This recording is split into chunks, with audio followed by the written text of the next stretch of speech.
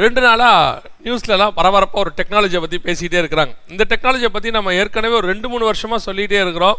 நம்முடைய சேனல்ஸ்லேயும் அதை பற்றி போட்டிருக்கிறோம். விர்ச்சுவல் இமேஜ் அல்லது மிக்சட் விர்ச்சுவல் அப்படின்னு சொல்லுவாங்க.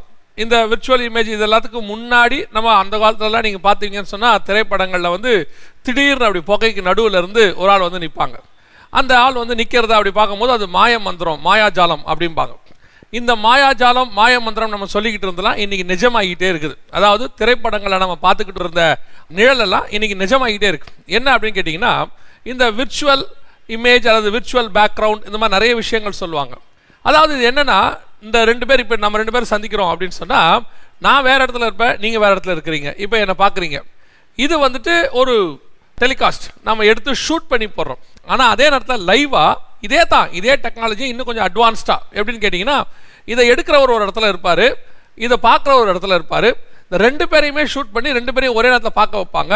ஆனால் என்னென்னா, ஒரு இடத்துல இன்னொருத்தரை வர வைக்க முடியும், அந்த இமேஜ் அவருக்கு முன்னாடி வர வைக்க முடியும். இந்த வீடியோவில் நீங்கள் அதை தான் பார்க்குறீங்க. இது இப்போ இல்லை, இப்போ இருக்கிற ட்ரம்ப்புக்கு முன்னாடி ஒபாமாவுடைய எலெக்ஷன்லேயே அந்த எலெக்ஷன் இதில் வந்து அவரை யூஸ் பண்ணாங்க. CNN செய்திகள் இதெல்லாம் வந்துச்சு. நம்ம ஊரில் எலெக்ஷன்லையும் ஒரு அரசியல் தலைவர் இதை யூஸ் பண்ணி அவர் ஒரு இடத்துலேருந்து பேசுவார் ஸ்டுடியோவிலேருந்து.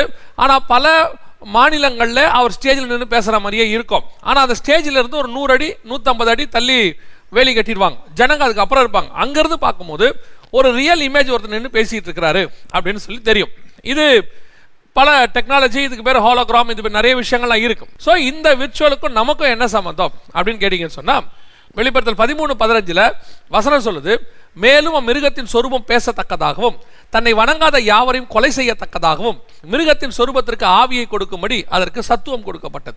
இப்போ இந்த இமேஜ் பேசுது, பார்க்குது, எல்லாமே பண்ண முடியுது. இப்போ இந்த இமேஜ் தான் வந்து நிற்கிது. இப்போ 2 பேருமே பேசுவாங்க. இவர் கேட்குற கேள்விக்கு அது பதில் சொல்லும். வெளிப்படுத்தல் 13:15 2000 வருஷத்துக்கு முன்னாடி பைபிளில் உள்ளது. அதனுடைய நிஜம் இப்போ பார்க்குறோம். நான் எப்போவுமே என்ன சொல்ல வரேன் அப்படின்னு கேட்டிங்கன்னு சொன்னால், ஒரு விஷயத்தான், இது கடைசி காலம். வேதத்தில் சொன்னதெல்லாம் துல்லியமாக நடக்குது, இப்போ நடந்துக்கிட்டு இருக்கு. அதனால் இது கடைசி காலம். நான் அதை விட இன்னும் ஒரு படி மேலே போய் சொல்லுவேன். நம்முடைய வேதம் எத்தனை மகத்துவம் உள்ளது, எவ்வளவு துல்லியமானது. இவ்வளவு துல்லியமாக தீர்க்க தரிசனம் உரைத்த ஒரே ஒரு வேதம் உலகத்தில் உண்டு என்று சொன்னால் அது பரிசுத்த வேதாகமம் மட்டுமே. 2000 வருஷத்துக்கு முன்னாடி இன்னைக்கு இருக்கிற டெக்னாலஜி, ஆண்டவர் சொல்றாரு, அந்த இமேஜ் இருக்கும். இங்கிலீஷில் பார்த்தீங்கன்னா இமேஜ்ன்ற வேர்டை யூஸ் பண்ணியிருப்பாங்க. அப்போது நமக்கு வந்து சொரூபம் அப்படின்னு இருக்குது.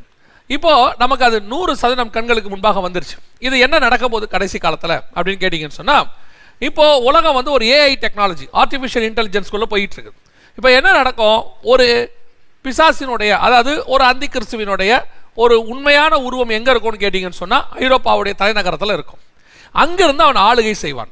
ஆளுகை செய்யும் போது அவனுடைய இந்த இமேஜ், விர்ச்சுவல் இமேஜ் உலகம் முழுக்க வைக்கப்பட்டதுன்னு வச்சுக்கோங்க. இல்லை இதை விட அட்வான்ஸ் டெக்னாலஜி கூட வரும். இப்போ இருக்க நிலைமைக்கு நான் சொல்கிறேன், ஒரு விர்ச்சுவல் இமேஜ் எல்லா இடங்களில் இருக்கும். அந்த இமேஜ் உங்களை பார்க்கும்.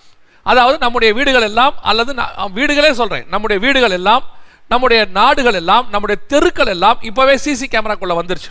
ஸோ இப்போ எல்லாமே நம்ம ஒரு இடத்துல உட்காந்துக்கிட்டு, நீங்கள் காவலர்கள் பார்த்தீங்கன்னு சொன்னால் ஒரு ஏரியாவே கண்காணிக்கிறாங்க.